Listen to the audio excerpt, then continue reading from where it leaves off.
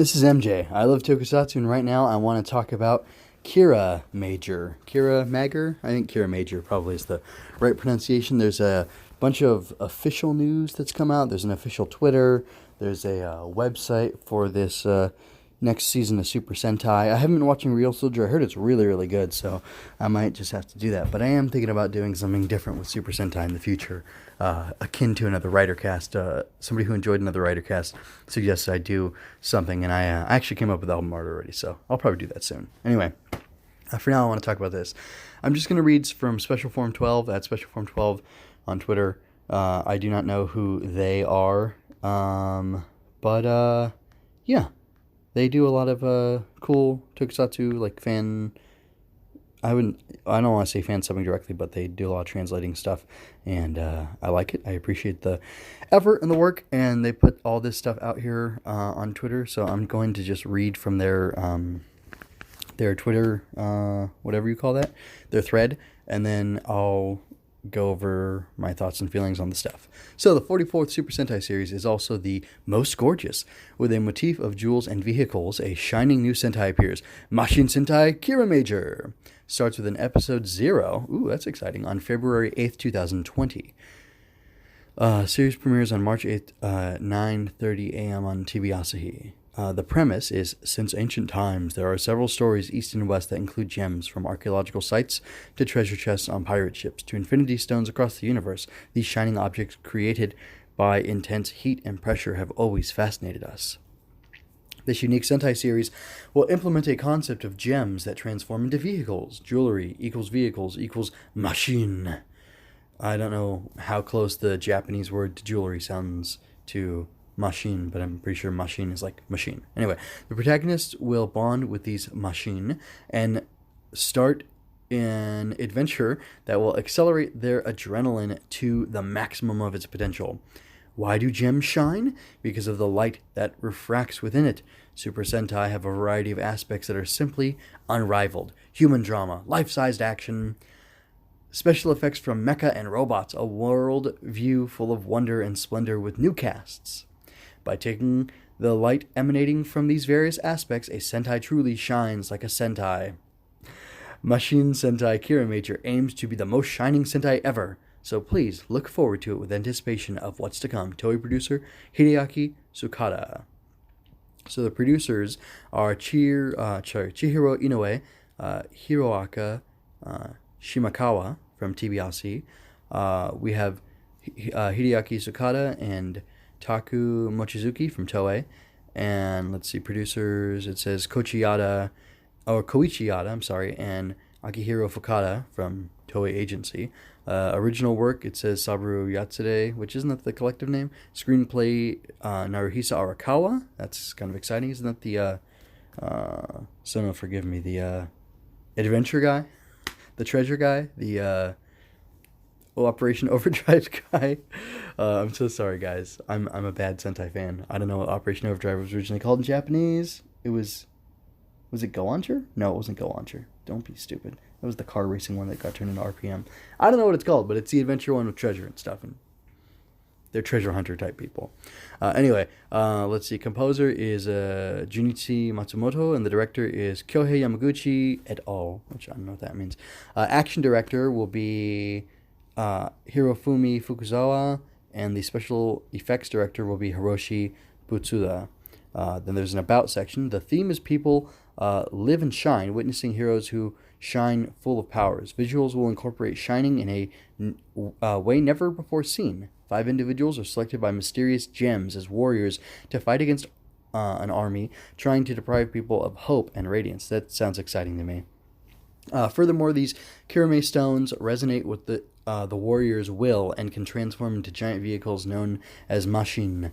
These vehicles have a will of their own, and the relationships between Kirameiger and machine is a key component of the series. That sounds really cool. Let's see. Then we have like a breakdown. So Kiramei Red has a fire engine machine. Kiramei Yellow has excavator machine. Kiramei Green, race car machine. Kiramei Blue, jet machine. And Kiramei Pink has helicopter machine. Machine and Kirameigers, full of individuality, team up to crush the destructive army of darkness. Let's see. Story. A princess from the land of gems comes to Earth with the Kiramei stones to find individuals with strong shining spirits, known as Kiramental, to become warriors, who will be chosen in the search to find deserving heroes full of Kiramental to defeat the army of darkness. It's a good question. Let's see. And then lastly, get a first look at the world of Mashin Sentai Kirameiger with its episode 0 in theaters on February 8th alongside the Kishu Sentai Ryu Soldier versus Lupin Ranger versus Pat Ranger film. So that's pretty much all I have to share of like the straight dope, and that's yeah. So thank you very much, Special Form 12, once again for sharing that information. And I have some thoughts specifically on just something fun. Anyway, those were the facts. So anyway, I'll just comment on stuff now. I think the sword and the gun look pretty cool, although it is funny, like everybody's pointing out, the gun looks like one of those little disc launchers, and then sure enough, it shows in the toy catalog preview-ish type thing. I think that came from the website that they are, just little disc launchers, which is, cute. But those blue, like, translucent parts are pretty neat. Pretty simple design. I like the fact that they have the ones with the flying vehicles have the solid line to show like a jet stream type thing behind them, and then the ones with the driving vehicles have the dash lines to mark like a road. It's kind of weird that they would have like a road, like, I don't know, like the travel path on them or whatever, but I still dig it. I thought they were pretty simplistic designs, but I think the shining, sparkling aspects of them work really well, and I think the simplicity of them is kind of neat.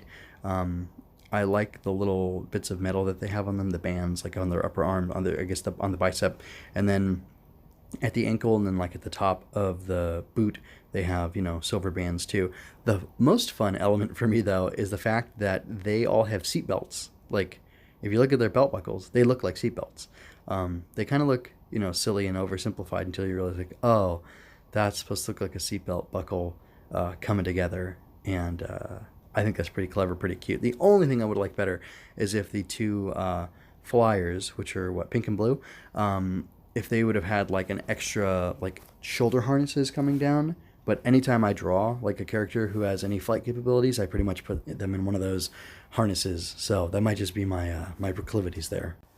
That could be a really bad design choice that I make again and again and again that, these people aren't going to make. But if that were the case, then it would totally ruin the similarity in their designs, because, yeah, it just would. And then also I noticed that pink and blue, their helmets have some jaggedness, some sharpness to it on the sides, whereas the rest of them have much more rounded shapes. Red, green, and yellow have much more rounded shapes. Although seeing these guys reminded me of something. Go Ranger. They have the color scheme of Go Ranger, and I find that kind of interesting. I don't know what else to say, but they do have the color scheme of Go Ranger, and I just kind of, I was tickled by that. Even the way that Go Ranger poses, they've got green, yellow, red, blue, pink, and then blue, pink, red, green, yellow. It's almost like the Kirameiger, photos where they're posed are like a mirroring or a swapping of the Go Ranger pose, which is kind of interesting to me. And I don't know why it's striking. Also, that image that has that weird, like, blur or shine or whatever effect on it, almost it looks like there's an overexposure. I feel like their pose with the arms sticking out either side, I know that's a fairly common Sentai pose, but it does feel reminiscent of Go Ranger enough to me to make me wonder, like, I know this isn't officially the anniversary. It's the 44th year, so it would be an anniversary in that respect, but it's not like the 45th year. So are they going for something there? I'm not quite sure, but it doesn't really matter. It looks, the look of the suits is nice, and we'll just have to see what happens. I like the premise of the show. It sounds like it would be good.